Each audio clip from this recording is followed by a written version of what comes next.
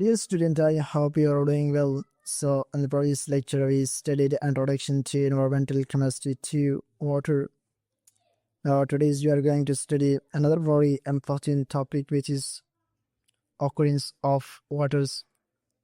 Now, let's study in details. Occurrence of water. Water is found everywhere on Earth in different forms and locations. It occurs in three physical states: solid, liquid, gas. Forms of occurrence of waters. First one, solid form. Water exists in solid form is ice, snow, glaciers. These are mainly found in polar region, north and south poles, high mountains. A large portion of fresh water is stored in glacier and ice caps.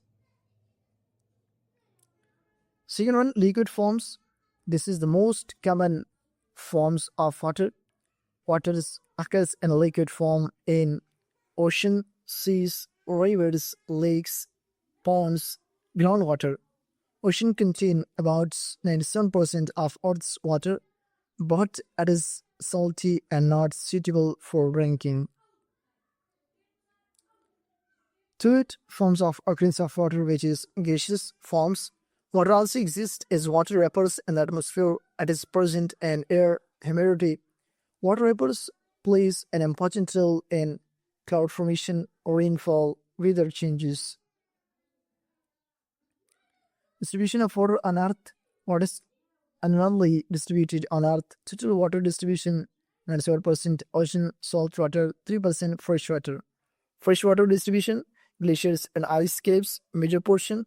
Groundwater, significant amount. Surface water, rivers, lakes, very small amount. Only a small fraction of water is available for human use. Groundwater. Groundwater is water present beneath the Earth's surface. It is found in wells, tube wells, aquifers. Groundwater is an important source of drinking water. Atmospheric waters. Water is also present in the atmosphere as water vapors, clouds. This water returns to Earth through precipitation, rain, snow. Summary of occurrence of waters.